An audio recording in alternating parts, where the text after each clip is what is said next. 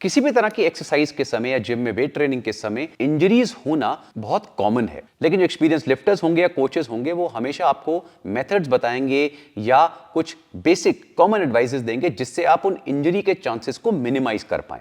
Of course experience lifters की हम बात नहीं कर रहे, लेकिन जब हम बिगिनर्स की या नोविसेस की बात करते हैं तो इस पर्टिकुलर वीडियो में मैं आपको बताऊंगा 13 मेथड्स जिनको अगर आप यूज करें, अपने दिमाग में रखें, तो आप इंजरीज को बहुत हद तक अवॉइड कर सकते हैं और सेफली प्रोग्रेस कर सकते हैं अपने गोल की तरफ। नंबर 1, जब भी आप जिम में आते हैं ना, अपनी ईगो को दरवाजे पे छोड़कर आइए। और ये मैं सारे उन यंगस्टर्स को बोल रहा हूं जो आजकल इंस्टाग्राम पे बहुत ज्यादा इन्फ्लुएंस हो रहे हैं। मैंने अपने जिम में भी बहुत बार देखा है कि यंगस्टर्स आते हैं और कुछ वियर्ड मूवमेंट्स परफॉर्म कर रहे होते हैं, और अगर आप उनसे क्वेश्चन करो कि भाई ये मूवमेंट इस तरह नहीं परफॉर्म करी जाती, या कोई कोच उनको बोले कि भाई आप गलत कर रहे हो, तो अभी वो जिम में आए होते लेकिन उनको लगता है कि ये कोचेस को तो कुछ नहीं पता, हम सब जानते हैं। अगर आप उनसे पूछो कि भाई ये मूवमेंट तुमने देखी कहां से, तो वो बोलेंगे भाई इंस्टाग्राम पे जो है ना उस बंदे की वीडियो हमने देखी है, वो बता रहा था कैसे करनी है। तो मैं आप लोगों से ये बता दूं कि जब भी आप जिम में आते हैं, किसी स्पोर्ट्स ग्राउंड में जाते हैं, सबसे पहले जो कोच एडवाइस देता है, जो अनफॉर्चुनेटली बहुत सारे यंगस्टर्स को एक्सपोजर नहीं मिला है स्पोर्ट्स वगैरह का,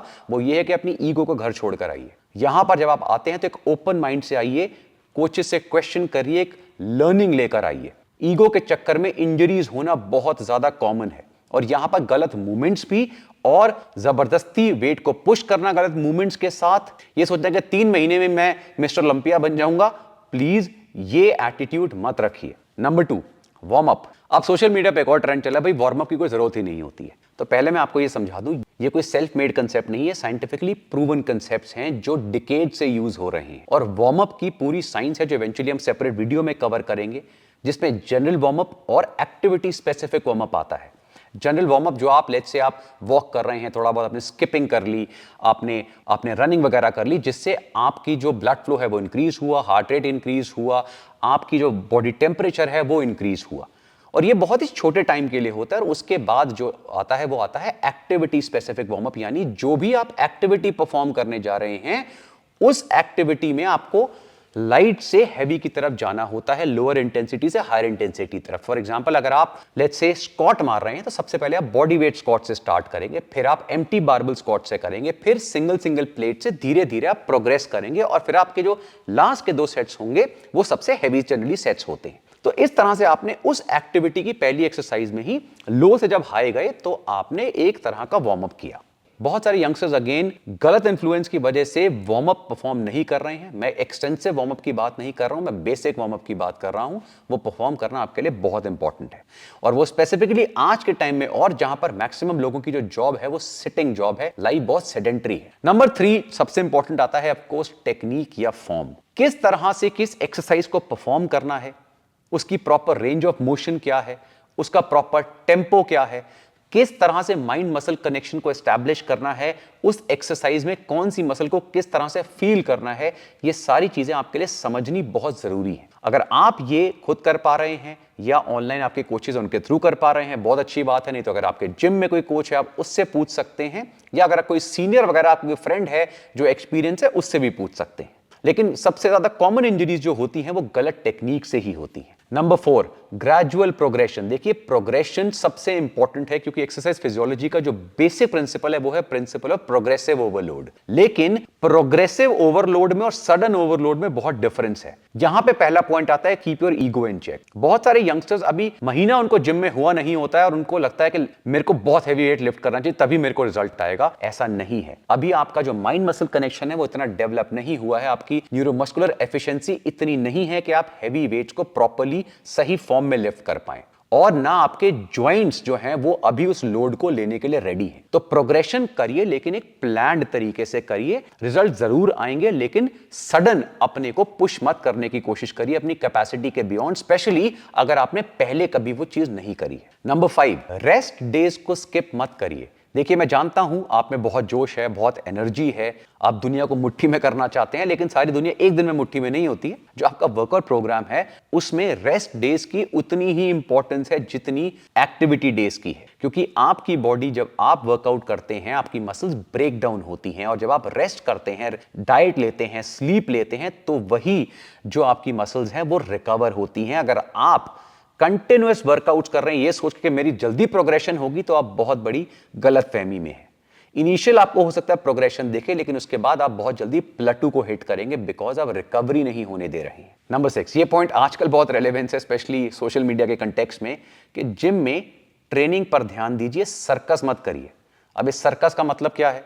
देखिए, अगेन वही वाली बात आती है कि जब आप कोई भी एक्टिविटी परफॉर्म करते हैं ना, जहां पर आप नए हैं, लेट्स से आप जिम आए, आपने वेट ट्रेनिंग करनी है, तो वहां पे आपका एम होना चाहिए बेसिक्स के ऊपर फोकस करना, चीजों को लर्न करना, कंसेप्ट्स को समझना, मसल्स को समझना, टेक्निक्स को समझना, फॉर्म को समझना, टेम्पो को समझना, रेप्स के बारे में जानना, सेट्स के बारे में जानना, रेस्ट बिटवीन सेट्स के बारे में जानना, अपनी बॉडी को समझना। लेकिन इन सब चीजों को छोड़कर आजकल मैक्सिमम यंगस्टर्स क्या है कि सोशल मीडिया पे किसी ने कोई वियर्ड सी एक्सरसाइज दिखाई जिसके पीछे कोई भी प्रूवन साइंस नहीं है, लेकिन उस इंडिविजुअल को लगता है कि भैया सारी दुनिया पागल है, लेकिन अगर आप इस मूवमेंट को इस तरह से करेंगे तो आपके लिए बेटर है। इनफैक्ट कई बार तो ऐसी अजीब अजीब सी मूवमेंट कर रहे होते हैं और उनसे जब पूछा जाता है कि यार तुमसे पुशअप तो मारा नहीं जा रहा और तुम ये सारी जो वियर्ड सी मूवमेंट्स कर रहे हो कहां से कर रहे हो, फिर उनका जवाब आता है, वो सोशल मीडिया पे मैंने उसको देखा था तो उसने बताया कि अगर ये करोगे तो तुम्हारा ऐसे डेवलपमेंट हो जाएगी, ऐसा कुछ नहीं होगा। जितने भी वर्ल्ड चैंपियंस क्रिएट हुए हैं, जितने भी टॉप एडवांस लिफ्टर्स हैं, उन्होंने लाइफ लॉन्ग बेसिक्स के ऊपर फोकस करा है और साथ में थोड़े अमाउंट ऑफ सेकेंडरी एक्सरसाइज के ऊपर फोकस करा है और फिर ग्रो करा है। आपको बेसिक्स मास्टर करने हैं। पढ़ाई में बोलते हैं ना टीचर्स, बेसिक्स को मास्टर करो, लॉजिक को मास्टर करो, अंडरस्टैंड करो कंसेप्ट को। यही चीज आपकी जिम में भी अप्लाई होती है। नंबर 7, अगेन आज के डेट में बहुत रेलेवेंस, ड्रेसिंग। इस पॉइंट को मैक्सिमम लोग कवर नहीं करते, लेकिन बिकॉज मेरे जिम्स हैं तो मैं आपको बता रहा हूं, बहुत सारे यंगस्टर्स जो आते हैं वो बिल्कुल इम्प्रॉपरली ड्रेस्ड आते हैं। मेरे जिम में तो अलाउड नहीं है, लेकिन कई जिम्स मैंने देखा है यार चप्पलों में वर्कआउट कर रहे होते।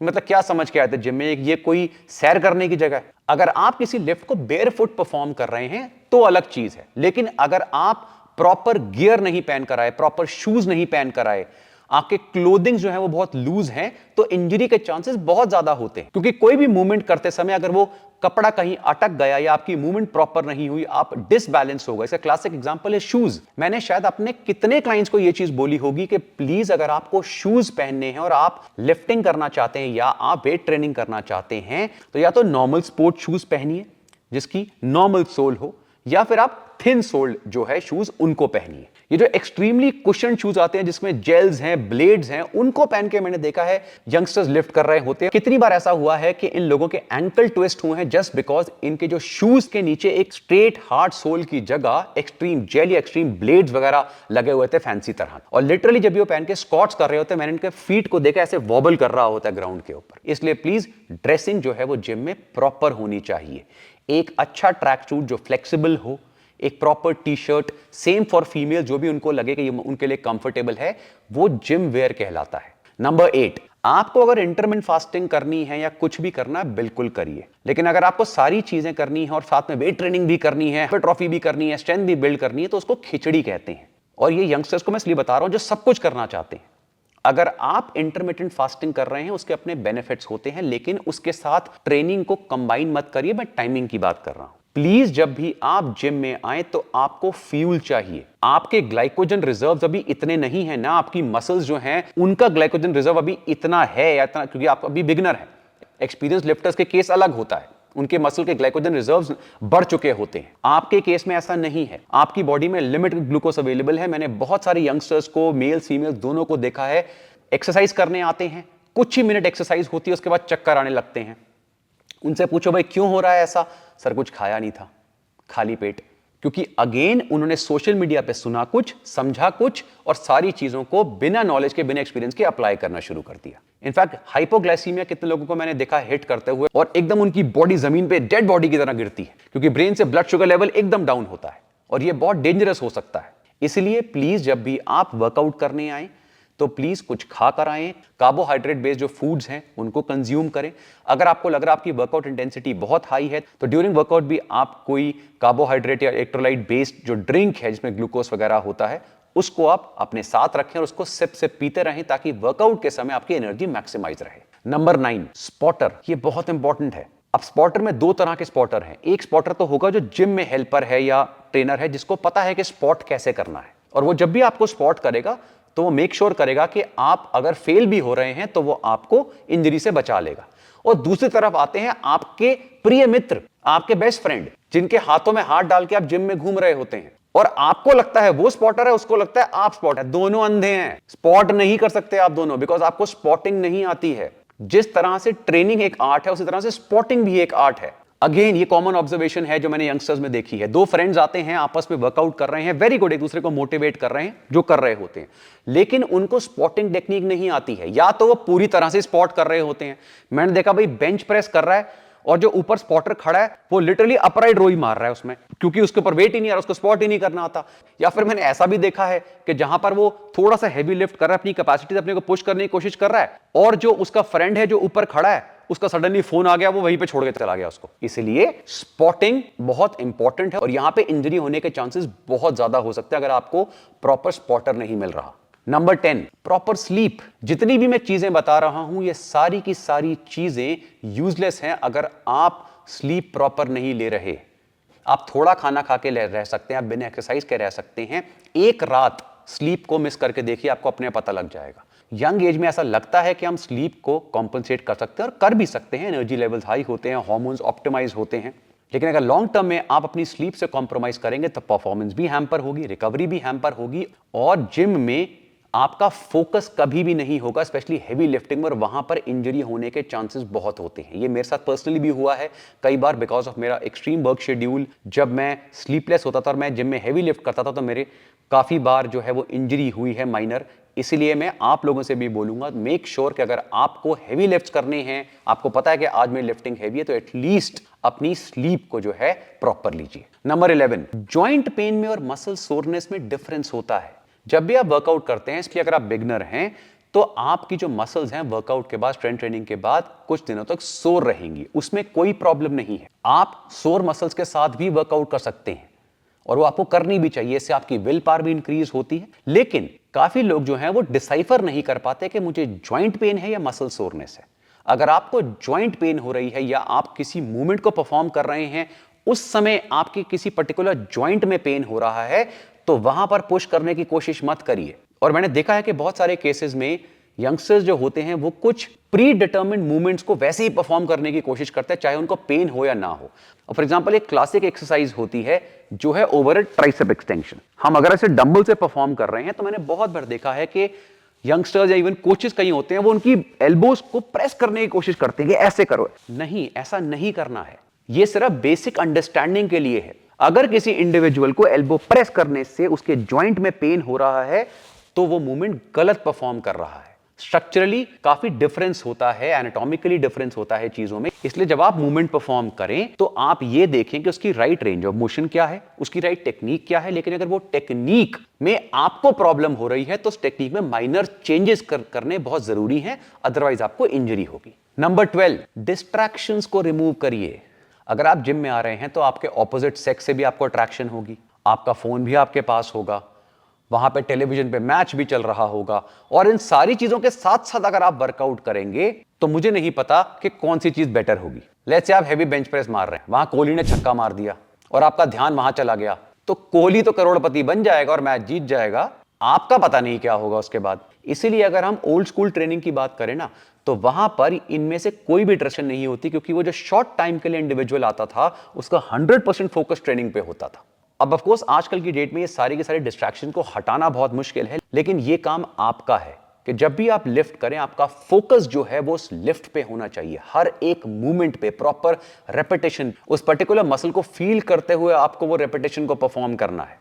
अगर 1 घंटा वर्कआउट के लिए आ रहे हैं तो कोशिश करिए आपका जो फोन है वो साइलेंट पे हो। और ये जो आजकल सुपर बिजी एंटरप्रेन्योर्स आए हुए हैं ना, जो ब्लूटूथ के स्पीकर लगाकर बेंच प्रेस भी मार रहे हैं और उसी टाइम फोन पे भी बात कर रहे हैं, मैं उनसे रिक्वेस्ट करता हूं प्लीज डोंट डू इट, क्योंकि बिजनेस डील तो क्रैक हो जाएगी लेकिन और भी कुछ क्रैक हो जाएगा। और लास्ट पॉइंट, अपनी मेडिकल कंडीशंस और इंजरीज का ध्यान रखिए। अगर आपको कोई मेडिकल प्रॉब्लम है या आपको कोई भी तरह की इंजरी है तो इसके बारे में आपको पता होना चाहिए और अपने कोच को जरूर बताइए, ताकि जो आपका प्रोग्राम डिजाइन है वो उसके अराउंड हो। फॉर एग्जांपल अगर आप एक डायबिटिक हैं, इसलिए अगर आप टाइप 1 डायबिटिक हैं तो आपके इंसुलिन के टाइमिंग्स क्या हैं ये आपको पता होने चाहिए। उसी हिसाब से फिर आप अपना वर्कआउट प्लान करिए, क्योंकि बहुत बार ऐसा होता है कि अगर कोई डायबिटिक है वो अपना इंसुलिन लेता है तो ब्लड शुगर लेवल ड्रॉप होता है, और उसी समय अगर वर्कआउट परफॉर्म करेगा तो हाइपोग्लिसेमिया के चांसेस बहुत हाई हो जाते हैं और बहुत डेंजरस हो सकता है। इसी तरह अगर आपको कोई इंजरी है, कोई ज्वाइंट इंजरी है, तो उसमें भी वर्कआउट को किस तरह परफॉर्म करना है उसके बारे में आपको नॉलेज होनी चाहिए। नहीं है तो आपके जो कोचेज हैं या कोई और एक्सपर्ट्स हैं उनसे जरूर आप एडवाइस लीजिए। तो आई होप ये 13 मेथड्स है जिनसे आप अपने जिम की इंजरी को अवॉइड कर सकते हैं, अपने वर्कआउट्स में इंजरी को अवॉइड कर सकते हैं, वो आप अपनी लाइफ में अप्लाई करेंगे। और अगर आपको लगता है कि मैंने कोई पॉइंट मिस कर दिया है तो नीचे कमेंट सेक्शन में मुझे जरूर बताइए। और ऐसी बहुत सारे अमेजिंग वीडियोस देखते रहिए वी आर स्टूपिड।